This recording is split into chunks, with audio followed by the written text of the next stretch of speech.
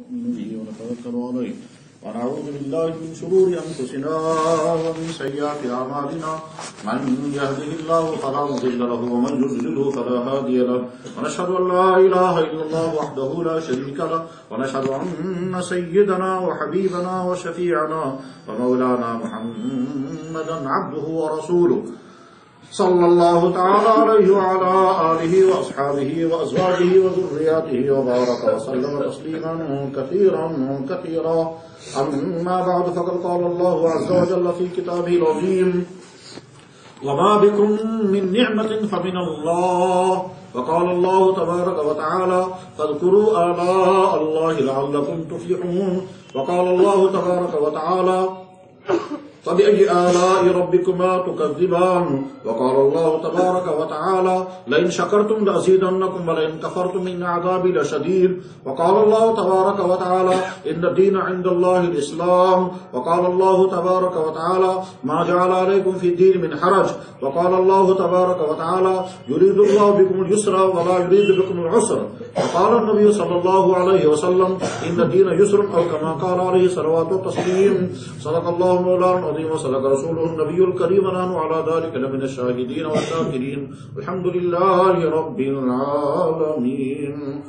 سلام على خير الأنام وسيدي حبيب إله العالمين محمد بشير النذير هاشمي مكرم عطوف رؤوف من يسمى بأحمد ويا رب صل وسلم دائما أبدا على حبيبك خير الخلق كلهم.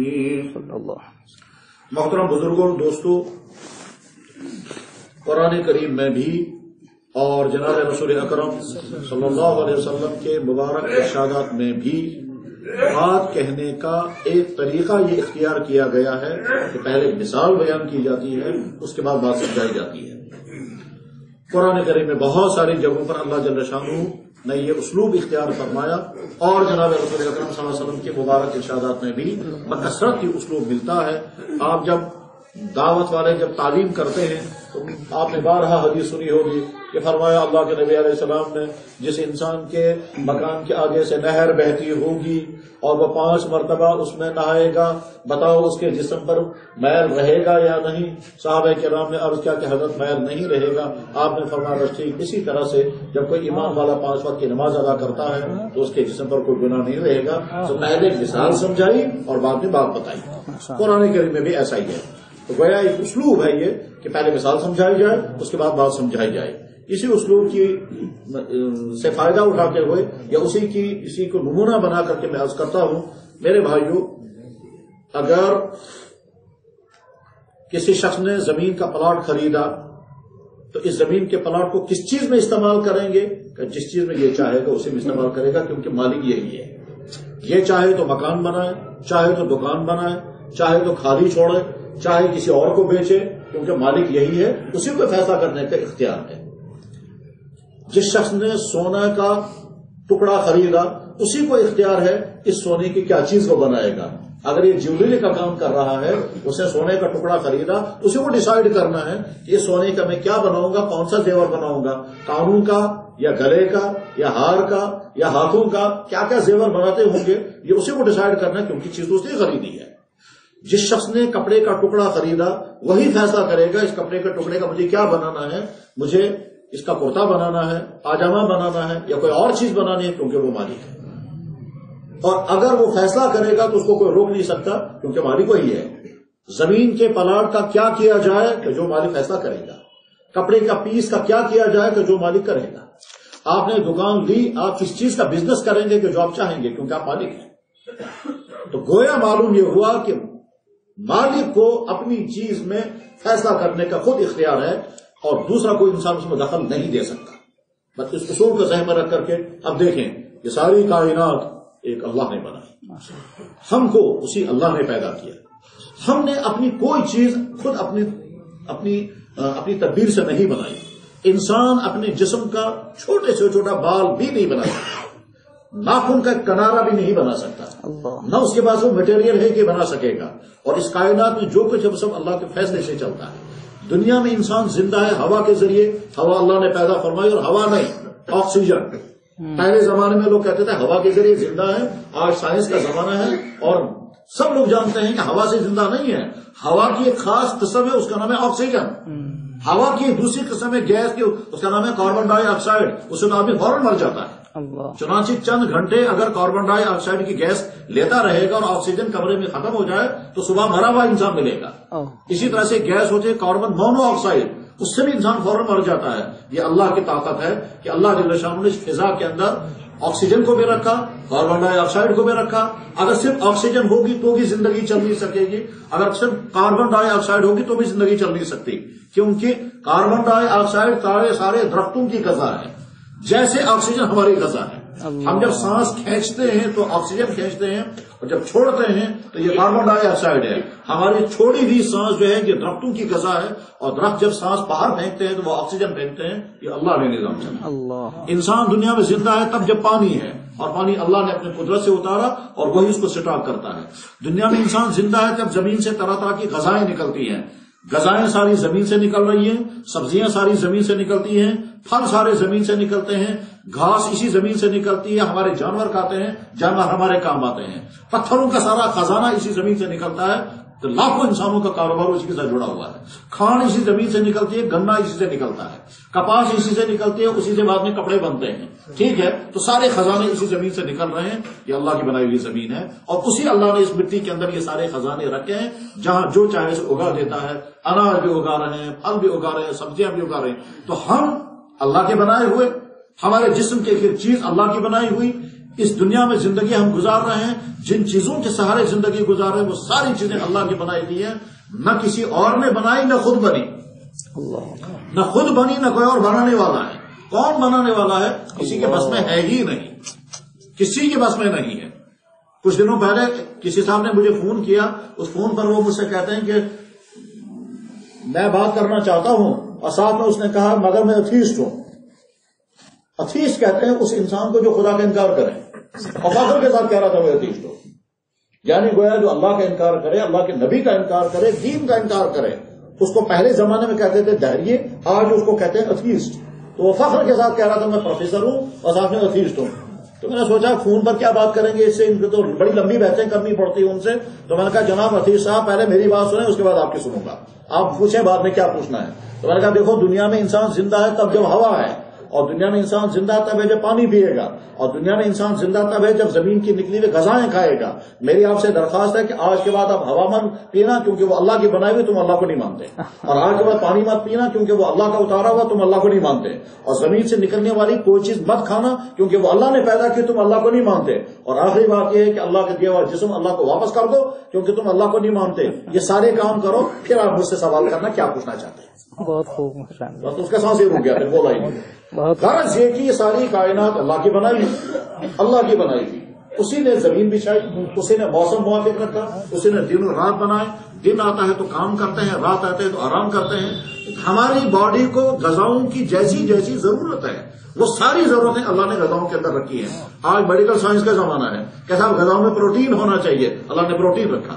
غذاؤں کے اندر فلاں وٹامن ہونے چاہیے، اللہ نے تمام غذاؤں کے اندر وٹامن تقسیم کر کے رکھے. ہمارے جسم کو جیسی جیسی غذائیں چاہیے، گرمیاں آئیں گی ویسے پھل اللہ نے زیادہ پیدا کر دیے جن میں پانی زیادہ ہوتا ہے. تربوز، خربوز، کھیرے، یہ پانی والے زیادہ ہیں کیونکہ گرمیوں میں باڈی کو پانی کی ضرورت ہے، وہی پھل زیادہ پیدا کرتے ہیں. یہ سارے جانور ہم سے زیادہ طاقتور ہیں، اللہ نے ہمارے ماتحت بنا دی ہے. اللہ تعالیٰ فرماتے ہیں قرآن کریم میں وہ جانور جن کے تم مالک بنتے ہو یہ تو میں نے اپنے ہاتھوں سے بنائے. اولم یروا انا خلقنا لهم مما عملت ایدینا انعاما، کیا تم دیکھتے نہیں ان جانوروں کو جن کو میں نے اپنے ہاتھوں سے بنایا. فہمنا مالکم، پھر تم مالک بنتے ہو. ہم دیکھ رہے تھے آج وہ ہاتھی آ رہا تھا، میں حیران ہو کر سوچا، میں نے کہا خدایا یہ انسان اتنا چھوٹا تھا ہاتھی کے مقابلے میں، اور کیسے ہاتھی ماتحت ہے. وَذَلَّلْنَاهَا لَكُمْ، تم سے سینکڑوں گنا زیادہ طاقتور جانور میں نے تمہارا ماتحت کر دیا. جیسے چاہو ویسے چلاؤ، جیسے چاہو. اونٹ والے کو کہا ذرا بٹھا کر اسے 2 لفظ بولے، اونٹ نیچے بیٹھ گیا. حالانکہ اونٹ اتنی خطرناک چیز ہے، جناب رسول اکرم صلی اللہ علیہ وسلم دعا کرتے ہوئے کہتے تھے یا اللہ بگڑے ہوئے اونٹ سے مجھے بچانا. ٹھیک، اور وہی اونٹ انسان کے ماتحت ہے. یہ سب کس نے کیا؟ اللہ. اب جب ہم کو پیدا کیا اللہ نے اور ہمارے جسم کی ساری طاقتیں جتنی بھی ہیں، آنکھ میں دیکھنے کی طاقت، کان میں سننے کی طاقت، ہاتھ میں پکڑنے کی طاقت، پاؤں میں چلنے کی طاقت، اتنا ہی نہیں، انسان کے جسم میں سینکڑوں سسٹم ہر وقت کام کرتے ہیں، تب انسان زندہ ہے۔ اللہ، سینکڑوں سسٹم ہر وقت کام کرتے ہیں، تب انسان زندہ ہے۔ کمیونیکیشن سسٹم ہر وقت چلتا رہتا ہے۔ یہ ہم لوگ کا مطلب کیا ہوا؟ فرض کیجیے بیٹھے ہوئے ہیں، اچانک آپ کو لگا ہے پیشاب آ رہا ہے، یہ دماغ کو اطلاع ہو گئی۔ یہ کیسے اطلاع ہو گئی؟ بیٹھے ہوئے تھے، مچھر نے گردن کے پیچھے سے کاٹا، وہ آپ نے دیکھا ہی نہیں، لیکن دماغ کو اطلاع ہو گئی پیچھے سے کسی نے کاٹا۔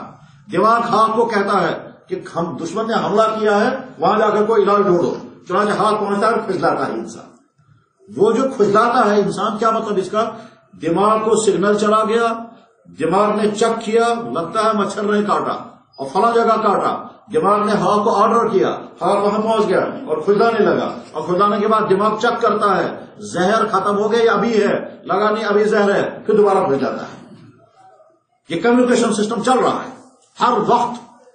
ٹھیک، ہم نے کھانا کھایا، معدہ ڈائجسٹو کا سسٹم، خون بننے کا سسٹم کام کر رہا ہے، مرد میں منی بننے کا سسٹم کام اپنا کر رہا ہے، عورت میں دودھ بننے کا سسٹم اپنا کام کر رہا ہے، ہڈیوں کے اندر جو گودا ہوتا ہے اس کا اپنا سسٹم کام کر رہا ہے، سانس کا سسٹم الگ سے کام کر رہا ہے، دماغ سوچ کا سسٹم، سینکڑوں سسٹم ہیں جو میڈیکل سائنس میں پڑھائے جاتے ہیں۔ اور علم طب قدیم زمانے میں علم تھا، اس میں ایک علم پڑھا جاتا تھا، علم تشریح الاعضاء۔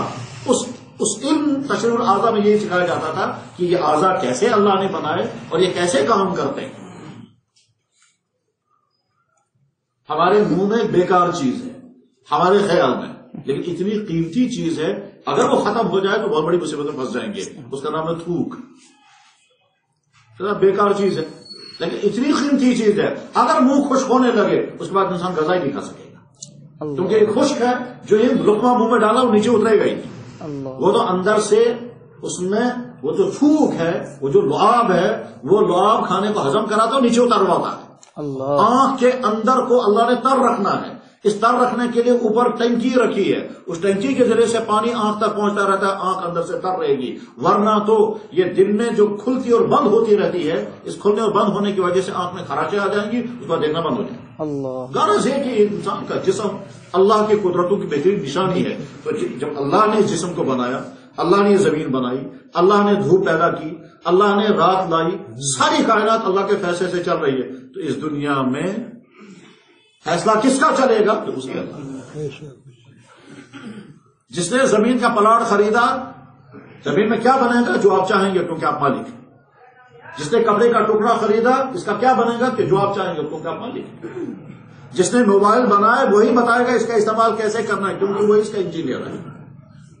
اور جس نے کمپیوٹر بنایا وہی بتائے گا کمپیوٹر کا کیسے استعمال کرنا، اس میں وائرس کیسے آ جائے گا، کیونکہ وہ اس کا ماہر ہے۔ بس ٹھیک ہے، جس اللہ نے کائنات بنائی اسی اللہ کو حق ہے کہنے کا تمہیں یہ کام کرنا ہے، یہ کام نہیں کرنا، یہ چیز تمہاری حلال ہے، یہ چیز تمہاری حرام ہے، اس حلال میں فائدہ ہے اس لیے میں نے اس کو حلال کر دیا، اس حرام میں نقصان ہے اس کو تمہارے حرام کر دیا گیا۔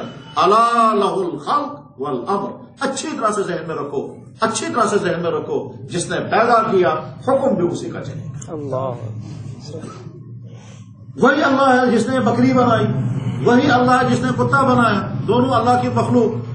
بکری کے بارے میں فرمایا ہاں اس کا گوشت بھی کھاؤ، اس کے بالوں سے بھی فائدے اٹھاؤ، اور اس کا پیشاب بھی زیادہ خطرناک ناپاک نہیں ہے۔ اور کتے کے بارے میں اللہ کے نبی نے فرمایا یہ گوشت بھی حرام، اور حرام ہی نہیں بلکہ اس کا لعاب جو بظاہر ناپاک نہیں ہے، یہ لعاب اتنا خطرناک ناپاک ہے کہ اگر برتن میں لعاب لگ گیا کتے کا 7 مرتبہ دھونا پڑے گا۔ اللہ، ٹھیک، تو یا اللہ یہ بھی آپ کا بنایا ہوا جانور 4 ٹانگوں والا، اور یہ بھی آپ کا بنایا ہوا جانور 4 ٹانگوں والا، اس کے بچے ہوتے ہیں، اس کے بچے ہوتے ہیں، یہ بھی دودھ پلاتا ہے، یہ بھی دودھ پلاتا ہے، یہ بھی ہمارے گھروں میں رہتا ہے، یہ بھی ہمارے گھروں میں رہتا ہے۔ اس بیچارے کا کیا قصور ہے اتنا؟ اس کے لعاب کو بھی آپ کے نبی نے فرمایا 7 مرتبہ برتن کو دھو، اور اس بیچارے میں کیا ایسی خوبیاں اللہ نے، اس میں کوئی وجہ ہوگی۔ چنانچہ آج کے زمانے میں جب تحقیقات کی گئی تو پتہ یہ چلا کہ کتے کے منہ میں جراثیم ہوتے ہیں، اور وہ جراثیم 1 یا 2 مرتبہ دھونے سے مرتے ہی نہیں، وہ تو مٹی سے جب برتن مانجتے ہیں اور 7 مرتبہ مانجتے ہیں تب وہ جراثیم مرتے ہیں۔ اللہ اللہ اللہ، 1,500 سال پہلے ہمارے نبی نے بیان فرمایا. اس میں تو کوئی نہیں جانتا تھا جراثیم کیا تھے. تھانوی اور ورلا مرکزوں نے واقعہ لکھا اور اس کو نقل کیا علامہ شبیر احمد عثمانی رحمہ اللہ تعالیٰ نے بھی کہ ایک انگریز نے جب یہ سنا کہ مسلمانوں کے نبی نے کہا ہے کتا جب برتن میں منہ ڈالے گا تو 7 مرتبہ دھو، اور بلی کے بارے میں فرمایا اگر بلی برتن میں منہ ڈالے گا تو کوئی دھونے کی ضرورت نہیں بلکہ پانی بھی پاک ہے. پر فرق کیوں کیا؟ وہ تو دونوں ہی جیسے ہیں. تو تجربہ کیا، کتے کو لایا، برتن میں دودھ یا پانی رکھا، کتے کو چٹوایا اور اس کے بعد پھر جب دیکھا تو اس میں جراثیم، پانی پھینک دیا اور دھویا، پھر دیکھا جراثیم ہے، پھر دھویا 7 مرتبہ، 7ویں یا 8ویں مرتبہ جب مٹی سے مانجا پھر دیکھا تو جراثیم صاف تھے. پھر بلی لائی اور بلی کو پانی پلوایا اور اس کے بعد پھر دیکھا تو کوئی جراثیم نہیں. وہ حیران ہو کر کہنے لگا محمد رسول اللہ کو 1,500 سال پہلے کس نے سکھایا تھا کتے کے منہ میں جراثیم ہے بلی کے منہ میں نہیں. یعنی کہنے کا منشا یہ ہے جس اللہ نے یہ کائنات بنائی اسی اللہ کو کہنے کا حق ہے میرے بندو تمہیں زندگی کیسے گزارنی اس کا فیصلہ میں کروں گا، اور اگر تم میری بات ماننے کو تیار نہیں، تم چاہتے ہو اپنی مرضی سے زندگی گزارنا، ٹھیک ہے میری زمین سے نکل جاؤ.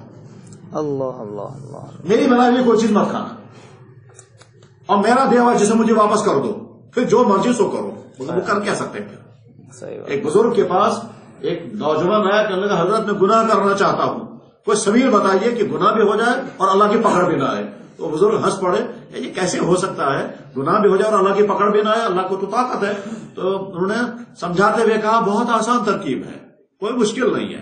انہوں نے کہا جی وہ ضرور بتائیں وہ کون سی آسان ترکیب ہے. کہا آسان ترکیب یہ ہے تم اللہ کی زمین سے نکل جاؤ پھر جو مرضی سو کرنا، اور جب اللہ تعالیٰ پوچھیں گے کیوں کیا آپ کہنا کہ جی میں تو آپ کی زمین میں رہا ہی نہیں، اس لیے آپ مجھ سے بھی پوچھ سکتے ہیں. جی اللہ کی زمین سے نکل کے جائیں گے کہاں؟ تو کائنات میں تو کوئی جگہ ہے ہی نہیں جہاں انسان رہ سکے اور وہ اللہ کا نہ ہو، تو یہ تو نہیں مجھ سے ہو سکتا. کہنے لگا ٹھیک ہے پھر دوسرا والا کام بتا رہا ہوں وہ اس سے بھی آسان ہے. کہنے لگا جی وہ بتائیں. کہنے لگا اللہ کی بنائی ہوئی کوئی چیز آج کے بعد مت کھانا اور جو مرضی سو کرو، اور جب اللہ تعالیٰ فرمائیں گے کہ تم نے میری نافرمانی کیوں کی تو تم جواب میں کہنا یا اللہ میں نے تو آپ کی بنائی ہوئی کوئی چیز کھائی ہی نہیں، اس لیے آپ مجھ سے بھی پوچھ سکتے. کہنے لگا جی اللہ کی بنائی ہوئی چیز نہیں کھاؤں گا تو کھاؤں گا اور کیا؟ کائنات تو ساری اسی کی بنائی ہوئی، ہوا بھی اسی کی، پانی بھی اسی کا، غذائیں اسی کی ساری، تو اس لیے یہ تو مجھ سے نہیں ہو سکے گا. انہوں نے کہا پھر ٹھیک ہے تیسرا کام کرو، اللہ کا بنایا ہوا جسم اللہ کو واپس کر دو، پھر جو مرضی سو کرنا. اور اللہ تعالیٰ اگر پوچھیں گے کہ تم نے میری نافرمانی کیوں کی تو تم کہہ دینا کہ یا اللہ میں نے تو آپ کا جسم واپس کر دیا تھا، میرا اپنا جسم تھا جو میں نے چاہا سو کیا. کہنے لگا جی جب اللہ کا جسم واپس کروں گا اپنے لاؤں گے کہاں سے؟ جی مجھ سے یہ بھی نہیں ہو سکتا. انہوں نے کہا پھر ٹھیک ہے 3 تو نہیں ہو، چوتھا کام ایک اور ہے، وہ یہ کہ اللہ تعالیٰ سے چھپ جاؤ اور پھر جو مرضی سو کرنا، اور جب اللہ تعالیٰ دیکھیں گے نہیں تمہیں تو تم کو پوچھیں گے بھی نہیں. کہنے لگا جی چھپ کر جاؤں گا کہاں؟ اللہ تعالیٰ سے تو چھپ ہی نہیں سکتا کوئی. کہنے لگا بھائی 4 ترکیبیں تو بتائی، وہ تو کہہ نہیں، اب آخری ترکیب بتا رہا ہوں، وہ یہ کہ جس دن ملک الموت آئے گا اس دن ان سے کہنا مجھے مرنا نہیں ہے. وہ کہے گا تجھے چلنا پڑے گا، تم کہنا مجھے جانا ہی نہیں، تم جو چاہے سو کر لو. کہنے لگا جی حضرت ملک الموت سے کون پنجے لڑا سکتا ہے؟ کہنے لگا بھائی جب ایک بھی ترکیب تو تم کس بر ہوتے پر تم سوچ میں گناہ. کہنے لگا جی توبہ کرتا ہوں میرے خیال سے. تم میرے بھائیوں اس کائنات کو اللہ نے بنایا، اسی اللہ نے انسانوں کے لیے طے کیا کہ تم دنیا میں زندگی گزارو گے میرے حکم کے مطابق. بہت اچھا بہت اچھا. اب اس کے بعد اگر کوئی انسان اللہ کے حکم کے مطابق زندگی گزارنے کو تیار نہیں ہے تو اللہ تعالیٰ شانہ فرماتا ہے یہ جانوروں سے زیادہ بدتر ہے. اللہ اولئک کالانعام بل هم اضل، جانوروں سے زیادہ بدتر ہے. اور ایک جگہ اللہ تعالیٰ شانہ فرماتے ہیں بدترین مخلوق ہیں یہ جو میری زمین پر رہ کر میری نعمتیں کھا کر میرا دیا ہوا جسم استعمال کر کے میرے حکم کے خلاف زندگی گزار رہا ہے، یہ بدترین مخلوق ہے. ان الذین کفروا من اہل الکتاب والمشرکین فی نار جہنم خالدین فیہا اولئک هم شر البریہ. بدترین مخلوق ہے. اللہ تو اپنے ہر بندے سے بڑی محبت کرتے ہیں پر ایسے انسان کو وہ بھی کہتے ہیں بدتر مخلوق. اللہ خنزیر کو بدتر مخلوق نہیں کہتے، حرام تو کہا، خنزیر کا گوشت بھی حرام، اس کا لعاب بھی حرام، اس کی ہر چیز ناپاک، وہ پاک ہو ہی نہیں سکتا ہے چاہے کتنے ہی پانی سے دھویا جائے وہ پاک. لیکن بدتر مخلوق اسے بھی نہیں کہا. کتے کو بھی اللہ نے بدتر مخلوق نہیں کہا. پر اس انسان کو جو اللہ کے حکم کے خلاف زندگی گزار رہا ہے، نہ اللہ کو مانے نہ اللہ کی بات مانے، اللہ فرما رہے میری زمین پر رہ کر میری نعمت استعمال کر کے پھر میرے حکم کے خلاف زندگی بدترین مخلوق. یہ جو اللہ کے حکم ہے اس اللہ کے حکم کا نام اسلام. سبحان اللہ سبحان اللہ نے ہم پر بہت بڑا کرم فرمایا کہ ہم کو کوئی قربانی نہیں مانگی، تمہیں ایمان لینے کے لیے پہلے قربانی دینی پڑے گی. اس کا مطلب یہ ہے کہ اگر کوئی انسان ایمان سے محروم ہوتا ہے اور وہ ایمان کی طرف چلنے لگتا ہے تو بڑی قربانیاں دینی پڑتی ہیں, بڑی مصیبتیں جھیلنی پڑتی ہیں, نہ جانے کن کن چیزوں کو چھوڑنا پڑتا ہے. مجھے یاد ہے میں دیوبند میں پڑھتا تھا اور دیوبند مسجد میں امام تھا مسجد, تو وہاں مسجد میں مقتدی تو آتے ہی ہے امام صاحب کے پاس. ایک مقتدی آیا کرتا تھا تو جب کوئی بات پوچھتا تھا تو مجھے لگتا تھا یہ یہاں کا رہنے والا ہے نہیں. اس کی زبان جو ہے وہ دیوبند والوں جیسی زبان نہیں تھی, تو لگتا تھا یہ یہاں کا رہنے والا نہیں. لیکن نہ اس نے کبھی بتایا نہ میں نے پوچھا. ایک دن وہ حوض پر وضو کر رہا تھا, یہاں ہاتھ پہ نشانات, تو میں نے ان سے پوچھا عمر بھائی یہ نشان کیسے ہیں؟ کہنے لگا جی میں نے بھی نہیں بتایا کبھی, آپ نے بھی نہیں پوچھا, نماز کے بعد میں بتاؤں گا. نماز کے بعد وہ کمرے میں آیا اور آ کر کہنے لگا جی امام صاحب کیا پوچھ رہے تھے؟ میں نے کہا عمر یہ نشان تمہارے ہاتھوں میں کیسے ہیں؟ کہنے لگا جی بس کیا بتاؤں, میں تو پہلے ایمان والا تھا نہیں, اور جب میں نے ایمان قبول کیا تو میرے گھر والوں نے لوہا گرم کر کر کے وہی جسم میں لگایا کہ وہی نشان. میں نے کہا عمر تم نے تو بڑی مصیبت جھیلی. کہنے لگا جی کچھ بھی نہیں ہے. میں نے کہا جب تمہیں لوہا لگایا جاتا ہوگا اس وقت کیا بیتتی ہوگی تم پر؟ کہنے لگا جی اس سے زیادہ مشکلات میں نے جھیلی ہیں. میں نے کہا وہ کیا؟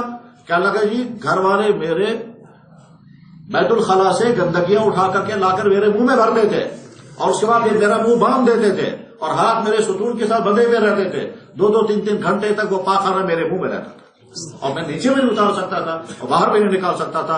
اس طرح سے 3-4 سال میں نے گزارے کہ اسے بچیلی مگر میں نے ایمان نہیں چھوڑا. میرے بھائیوں, اللہ نے ہم سے یہ قربانی دی. نادان ہے وہ ایمان والا جس کو کبھی زندگی میں یہ احساس نہیں ہوا یا اللہ آپ نے مجھ سے کوئی بڑی قربانی نہیں مانگی, میرے گھر میں مجھے ایمان کی دولت مل گئی. وما بکم من نعمت فمن اللہ, اللہ نے جو نعمت تم کو اللہ کی طرف سے تمہیں دی. فاذکروا آلاء اللہ, اللہ کی احسانات کو یاد رکھو. لعلکم تفلحون, اسی میں تم کو کامیابی ملے گی. تو اللہ نے یہ جو اس دنیا میں اپنا دین بھیجا اس کا نام ہے اسلام, اور اللہ کو حق ہے کہنے کا جو میں کہوں گا وہ تمہیں ماننا پڑے گا. جیسے ڈاکٹر کہہ سکتا ہے کہ جناب تم کو تکلیف ہے, انجیکشن یہاں لگے گا, سر میں درد ہے, ڈاکٹر کہتا ہے انجیکشن یہاں لگے گا. اگر پیشنٹ کہے گا جناب درد سر میں انجیکشن لگاؤ, وہ کہے گا تمہیں حق نہیں بولنے کا, میں جانتا ہوں کہاں مجھے انجیکشن لگانا ہے. پیٹ میں درد ہو رہا ہے, پیٹ میں کڈنی میں درد ہو رہا ہے, گردے میں درد ہو رہا ہے کیونکہ پتھری ہے, اور جب زیادہ درد ہو گیا تو حکیم صاحب نے دوائی دی تھی درد روکنے کی, درد رکا ہی نہیں. پھر آدمی پریشان ہو کر ڈاکٹر کے پاس گیا, اس نے کہا پین کلر انجیکشن لگاتا ہوں میں. پہلے زمانے میں بیرلگان لگاتے تھے, آج پتہ نہیں کون سا لگاتے ہوں گے, یہ میڈیکل والوں کو معلوم ہوگا. تو اس نے تیز قسم کا پین کلر انجیکشن جہاں لگانا چاہا. پیشنٹ کہتا ہے جناب مجھے درد یہاں ہے, یہاں مت لگاؤ. ڈاکٹر کہے گا تجھے بولنے کا حق نہیں, مجھے معلوم ہے مجھے کہاں لگانا ہے. کہنے لگا جی جہاں درد ہے وہاں لگاؤ. انہوں نے کہا اگر وہاں لگاؤں گا تجھے پہنچے گا ہی نہیں وہاں, میں یہاں لگاؤں گا تب وہاں پہنچے گا. وہ کہتے ہیں میری سمجھ میں نہیں آتا, آپ الٹی بات کہہ رہے ہیں. جہاں درد ہے وہیں لگاؤ تب درد کی جگہ پر انجیکشن پہنچے گا. ڈاکٹر کہے گا نہیں یہاں لگاؤں گا تب درد کی جگہ پر پہنچے گا. یہ کہے گا تو پاگل ہے, وہ کہے گا تو ہی پاگل ہے. وہاں کیا کرنا ہے؟ آنکھ بند کر کے ماننا ہے, جو ڈاکٹر کہے گا وہی صحیح. بس ٹھیک اسی طرح سے اللہ کا مجھے حق ہے کہنے کا, جو میں کہوں گا تمہیں ماننا ہے. تمہیں سمجھ میں آئے یا نہ آئے, تمہیں آنکھ بند کر کے ماننا. ہمارے خالق ہمارے مالک نے ہمیں حکم دیا, ہمیں ماننا. اسی کا نام ہے اسلام. میرے بھائیوں یہ اسلام مشکل نہیں ہے, مشکل اسلام آسان, کیونکہ اللہ تعالیٰ فرماتے ہیں میں نے تمہاری زندگی میں مشکلات لانے کے لیے دین نہیں بھیجا, میں نے دین آسان بھیجا. ایمان والا تب کہہ سکتا تھا یا اللہ آپ کا دین مشکل ہے, اگر اللہ کے دین میں ہوتا کھانا کھانے کی اجازت نہیں, بھوکا رہنا پڑے گا, ننگا رہنا پڑے گا, مکان نہیں بنا سکتے, گرمی لگے گی ٹھنڈک کا انتظام نہیں کر سکتے, ٹھنڈ لگے گی گرمی کا انتظام نہیں کر سکتے, نکاح نہیں کر سکتے. جو ضرورتیں انسان کی ہیں ان ضرورتوں کو پورا کرنے کے لیے اللہ فرماتے تمہیں ضرورت پورا کرنے کا حق نہیں ہے, یہ میرا حکم ہے. تب کہتے یا اللہ آپ کا دین تو بہت مشکل ہے. ایک طرح سے آپ نے بھوک رکھی, ادھر سے حکم ہے کھانا نہیں کھانا, ادھر سے آپ نے پیاس رکھی, ادھر سے حکم دے رہے پانی نہیں پینا, ادھر سے آپ نے نیند رکھی, ادھر سے حکم ہے سونے کی اجازت نہیں ہے, ادھر سے آپ نے مردوں کے اندر بھی عورتوں کے اندر بھی پیاس پیدا کی ہے, جنسی پیاس, سیکس کی پیاس. ٹھیک آپ کہہ رہے ہیں خبردار عورت کا ہاتھ بھی مت لگانا, تو ہم کیسے زندہ ہیں؟ اللہ یہ نہیں کہتے میرے بندو کھاؤ مت پیو مت, اللہ تو کہہ رہے ہیں کھاؤ بھی پیو بھی, میں ساری کائنات تمہارے لیے بنائی. اللہ کا دین مشکل نہیں, اللہ کا دین آسان ہے. چونکہ ہم دین کے ماحول سے دور ہو گئے اس لیے دین مشکل لگنے لگا. اور آج کے زمانے میں تو ہم آسانیوں کی زندگی گزار رہے ہیں. میرے بھائیوں جناب رسول اکرم صلی اللہ علیہ وسلم نے ایسی مشکل زندگی گزاری ہے، اس کا ہم تصور بھی نہیں کر سکتے، تصور نہیں کر سکتے۔ آج ہم لوگ باتھ روم بناتے ہیں، اب تو یہ تو راجستھان ہے، یہاں تو ٹائلوں کا مقابلہ چلتا ہوگا کہ صاحب کس کے باتھ روم میں کون کون سی قسم کے ٹائلیں ہیں، تو ٹائلوں کا کمپٹیشن ہے۔ اللہ، جناب رسول اکرم صلی اللہ علیہ وسلم کا باتھ روم آپ نے ساری زندگی غسل فرمایا، کبھی صابن استعمال نہیں کیا، صابن دیکھا بھی نہیں۔ ہم تو بدن کے لیے الگ صابن، بالوں کے لیے الگ صابن، دانتوں کے لیے پیسٹ، اور اس کے لیے ہار پیر، کپڑوں کے لیے الگ صابن۔ اللہ کے نبی نے ساری زندگی نہ کبھی بدن کے لیے صابن استعمال کیا، نہ اپنے سر مبارک کے لیے صابن استعمال کیا، کبھی ہاتھوں کا اگر پاک کیا تو مٹی بھر کر کے پاک کیا۔ اس سے آگے بڑھ کر کے اللہ کے نبی نے ساری زندگی غسل کیا، کبھی مگ سے پانی نہیں ڈالا، ہمیشہ ہاتھ سے اٹھایا اور سر مبارک میں پانی ڈالا۔ اس باتھ روم میں، اللہ کے نبی کے باتھ روم میں کوئی دروازہ بھی نہیں تھا۔ حضور انور صلی اللہ علیہ وسلم نے زندگی میں جتنے سفر کیے، کسی سفر میں آپ کے لیے کوئی جائے نماز نہیں بچھایا گیا، ننگی زمین پر نماز پڑھی۔ اللہ کے نبی کی جو مسجد تھی، اس مسجد میں کوئی فرش نہیں بچھایا گیا، ساری زندگی حضور نے مٹی پر نماز پڑھی ہے، ساری زندگی۔ علماء سمجھ سکتے ہیں اس کو؟ 8 سال تک مسجد نبی میں روشنی کا کوئی انتظام نہیں تھا۔ 9 سال مسجد نبی کو ہو گیا تھا، تب ایک صحابی تمیم داری رضی اللہ تعالیٰ نے چراغ جلایا تو مدینے میں شور ہو گیا کہ مسجد نبی میں کسی نے چراغ جلایا۔ آج ہماری مسجد میں دیکھیں لائٹیں کیسی۔ اللہ کے نبی کی مسجد میں کوئی دروازہ نہیں تھا، دروازہ نہیں تھا، کتے رات کو مسجد میں آیا کرتے تھے، نیچے کوئی فرش نہیں بچھایا گیا۔ ہمارے یہاں تو نیچے تھرموکول ہوتا ہے، اوپر سے قالین بچھتے ہیں، بعض دفعہ امام صاحب کے لیے 4 جائے نماز بچھا۔ اللہ، ہمارے امام کے لیے 4 جائے نماز، اور ہمارا نبی بغیر جائے نماز کے مٹی پر سجدہ کرتا رہا ہے۔ فضائل اعمال میں جب رمضان کی فضیلت پڑھتے ہوں گے آپ، فضائل رمضان، اس میں شب قدر کا بیان میں آتا ہے کہ اللہ کے نبی علیہ السلام نے فرمایا، میں نے اپنے آپ کو دیکھا کیچڑ پر سجدہ کرتے ہوئے۔ وہ کیچڑ کہاں سے آ گیا تھا؟ مسجد میں آپ نے سجدہ کیچڑ کیسے ہو گیا وہاں؟ جواب، حضور کی مسجد تھی، اس میں دیواریں ہیں، دیواروں کے اوپر صرف کھجور کی چھاڑ ڈالی ہوئی ہے، اس سے دھوپ نیچے نہیں آتی تھی، ہاں بارش ساری نیچے آ جاتی تھی، اور نیچے کوئی فرش بچھا ہوا نہیں تھا، جتنی بارش آتی تھی وہ سارے نیچے گرتی تھی، نیچے مٹی تھی، اس میں کیچڑ ہو جاتا تھا۔ اس دوران بارش ہو گئی، اور بارش ہونے کے بعد حضور نے اسی حال میں نماز پڑھی، اور جب سلام پھیر کر کے واپس مڑے تو صحابہ نے یہاں پر کیچڑ کا داغ دیکھا۔ یعنی پتہ یہ چلا کہ گویا حضور انور صلی اللہ علیہ وسلم کی مسجد میں کوئی فرش نہیں بچھایا گیا، ساری زندگی اس طرح سے نماز پڑھی۔ آج ہمارے یہاں کتنی سہولتیں۔ اللہ کے نبی اعظم نے کھانے کھائے، یہ جتنے مسالوں دار کھانے آج ہم کھاتے ہیں، یہ تو حضور نے نام بھی نہیں سنے، دیکھے بھی نہیں۔ حضور نے نہ کبھی ہلدی کھائی، نہ مرچیں کھائی، نہ گرم مسالے، نہ سرد مسالے، یہ ساری چیزیں کھائی ہی نہیں، نہ دیکھی کبھی۔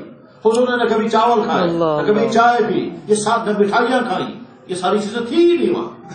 ہمارے کچنوں کے اندر برتنوں کی جو لائن لگی ہوئی ہوتی ہے، اللہ کے نبی علیہ السلام کے برتن کا حال یہ تھا، جس برتن میں کھانا لاتے تھے اسی میں سارے مل کر کے کھاتے تھے۔ ہم تو آج ایک برتن میں کھانا پکے گا، پھر ڈونگوں میں نکلے گا، پھر چھوٹی پلیٹوں میں ہے، پھر چمچوں سے کھائے جائیں گے، اتنے سارے برتن۔ اللہ کے نبی علیہ السلام کے گھر میں کوئی برتن نہیں، جس میں پکتا تھا وہی سامنے رکھ کر اسی میں سارے مل کر کے کھایا کرتے تھے۔ اس زندگی کا ہم تصور نہیں کر سکتے جو زندگی ہمارے نبی، اور یہ حضور نے تمام صحابہ کی زندگی ایسی تھی۔ ہمارے یہاں جب مدارس میں پڑھاتے ہیں تو وضو کے بیان میں آتا ہے کیسا؟ حدیث آتی ہے، مسائل میں بھی آتے ہیں، حدیث بھی آتی ہے، اذا استيقظ احدكم من منامه فلا يمسن يده في الاناء، جب صبح سویرے تم نیند سے بیدار ہو اپنا ہاتھ برتن میں مت ڈالنا، فانه لا يدري اين باتت يده، اسے تمہیں معلوم نہیں ہوگا تمہارا ہاتھ رات میں کہاں کہاں رہا ہے۔ کیا مطلب اس کا؟ صورتحال یہ ہے، صحابہ کے غسل خانوں کے اندر برتنوں میں پانی ہوتا تھا، اس پانی کو نکالنے کے لیے چھوٹا کوئی برتن نہیں ہوتا تھا، نہ جگ، نہ مگ، نہ گلاس، نہ لوٹا، کچھ نہیں ہوتا تھا، ہاتھ سے پانی نکالنا ہوتا تھا۔ اور رات کو آرام کرتے تھے تو ننگے جسم ہوا کرتے تھے، کپڑے نہیں تھے۔ صحابہ کے مشکل سے صحابہ کو کبھی اتنا کپڑا جس سے یہاں سے لے کر کے گھٹنوں تک بدن چھپا دیا۔ جابر بن عبداللہ رضی اللہ تعالیٰ نے مرتبہ کرتا نکال کر نماز پڑھی لنگی باندھ کر، ان کے شاگرد نے پوچھا حضرت یہ کیوں کیا؟ فرمایا تم جیسے لوگوں کو بتانے کے لیے ایک زمانہ ہمارا ایسا بھی گزرا ہے، ہم صرف ایک تولیہ جتنا کپڑا لپیٹ کر کے اسی میں نماز پڑھا کرتے تھے، حضور سے پوچھا گیا یا رسول اللہ ایک پکڑ پڑے نماز ادا ہو جائے گی، ایک کپڑا لپیٹ کر نماز ادا ہو جائے گی؟ آپ نے فرمایا اوالکلکم ثوبان، تم میں سے کتنے ہیں جن کے پاس 2 کپڑے ہیں؟ سب کے پاس تو ایک ہی کپڑا، اسی سے اپنے بدن کو لپیٹ کر نماز پڑھتے تھے، ایسی تنگ دستی تھی۔ تو راتوں کو ننگے جسم کے ساتھ سوتے تھے، نیند میں انسان کا ہاتھ نہ جانے کہاں کہاں پہنچتا ہوگا، یہی ہاتھ جب صبح برتن میں ڈالیں گے تو برتن کا پانی ناپاک ہو جائے گا۔ اس لیے اللہ کے نبی نے فرمایا جب تم صبح کو نیند سے بیدار ہو جاؤ اپنا ہاتھ برتن میں مت ڈالنا، اس لیے کہ کچھ پتا نہیں تمہارا ہاتھ رات کہاں کہاں پہنچا ہوگا۔ اب صحابہ سوچتے تھے برتن میں تو ہاتھ ڈال نہیں سکتے کیونکہ ناپاک ہو جائے گا، تو کیسے اس کو پاک کریں گے؟ کس طرح کی تدبیریں کرتے تھے، کبھی کپڑے کا کنارا اس میں ڈبوتے تھے، اس میں سے جب پانی اس میں تو پھر اس سے ہاتھ دھوتے تھے، پھر اس ہاتھ سے پانی۔ ایسی مشکلات کی زندگی گزر، اور آج ہم آسانیوں کی زندگی، کھانے کی آسانیاں، کپڑوں کی آسانیاں، رہن سہن کی آسانیاں، مسجدوں میں اے سی لگے ہوئے ہیں۔ اس لیے میرے بھائیوں، اللہ نے جو دین بھیجا تھا انہوں نے تو مشکلات کی حالت میں بھی دین کے ایک ایک چیز پر عمل کیا، اور آج ہم آسانیوں کے دور میں بھی دین پر عمل کرنے کو تیار نہیں۔ پھر کیسے کہیں کہ دین بڑا مشکل ہے؟ دین آسان، کوئی مشکل نہیں ہے، دین تو خود ہی آسانیاں دیتا ہے۔ انسان کھڑے ہو کر نماز نہیں پڑھ سکتا، بیٹھ کر پڑھے، بیٹھ کر نہیں پڑھ سکتا، لیٹ کر پڑھے، پڑھ ہی نہیں سکتا، معاف ہو جاتی ہے۔ اگر کوئی آدمی 24 گھنٹے بے ہوش ہو جائے گا، کتابوں میں لکھا ہوا اس کو نماز معاف ہو جاتی ہے۔ رمضان آ گیا، روزہ رکھ نہیں سکتے، بیمار ہیں، بعد میں رکھ لینا، اور حالت حمل میں ہے کا روزہ بعد میں رکھ لو، اور بچے کو دودھ پلا رہی ہے، روزہ رکھے گی دودھ خشک ہو جائے گا، حکم دے گا بعد میں روزہ رکھو۔ انسان سفر میں ہے، روزہ رکھ نہیں سکتا، چلو بعد میں روزہ رکھ لینا۔ اللہ کا دین تو آسان۔ اور جان بچانے کے لیے حرام چیز کھانی پڑے، اللہ فرماتے ہیں کھا سکتے ہو، جان بچاؤ۔ حرمت علیکم المیت، اللہ کا دین آسان ہے، اللہ کا دین مشکل نہیں ہے، مگر جب انسان بے دینی کے ماحول کا میں رہتا ہے، بے دینی کا مزاج ہوتا ہے، آسان والا دین میں لگتا ہے بڑا مشکل ہے، کہ کون دین پر چل سکے گا۔ اس لیے ایک تو ہمیں ہمیشہ زندگی میں معمول بنانا چاہیے شکر کرنے کا، یا اللہ آپ نے ہم کو ہماری طلب کے بغیر ایمان کی دولت عطا کی، طلب کے بغیر۔ طلب کے بغیر کا مطلب ہم نے نہیں درخواست دی تھی یا اللہ ہم دنیا میں آنے والے مسلمان گھر میں ہمیں پیدا کرنا، اللہ نے وہیں سے فیصلہ کر دیا اس کو میں مسلمان گھر میں پیدا کروں گا۔ اگر اس گھر میں پیدا کیا ہوتا جہاں ایمان نہیں تو ہو سکتا ہے ان لاکھوں انسانوں کی طرح ہم بھی بے ایمانی کی زندگی گزارتے اور وہی کفر لے کر کے دنیا سے چلے جاتے، مگر اللہ نے ہم کو ایمان والے کے گھر میں پیدا کیا، اپنے فیصلے سے، ہماری کوئی درخواست نہیں، ہمارا کوئی مطالبہ نہیں، یا تو اس کا شکر الحمدللہ الذی ہدانا لہذا وما کنا لنہتدی۔ اور جب یہ اس کے بعد عقیدہ رکھنا چاہیے ہمارا دین بالکل آسان ہے، اور آسان ہونے کے ساتھ ساتھ حق دین صرف یہی ہے، اس کے علاوہ کوئی حق نہیں۔ دین کے حق ہونے کے لیے جو چیزیں ہونی چاہیے وہ صرف اسلام کے پاس ہیں۔ اس دین کو لے کر آنے والے کون؟ محمد الرسول اللہ، ان سے زیادہ مقدس ذات اس کائنات میں اللہ کے بعد کوئی نہیں۔ پھر اللہ نے اپنی کتاب دنیا میں اتاری، اور وہ کتاب جو کہ تو ہم تک پہنچی، اور کسی کے پاس ایسی کتاب نہیں ہے، کسی کے پاس ایسی کتاب نہیں جس کے بارے میں یہ کہا جا سکے یہ اللہ کی بھیجی ہوئی کتاب ہے۔ یہودیوں کے پاس تورات ہے، کوئی ثبوت نہیں ہے یہ والی تورات، وہی والی تورات ہے جو اللہ نے حضرت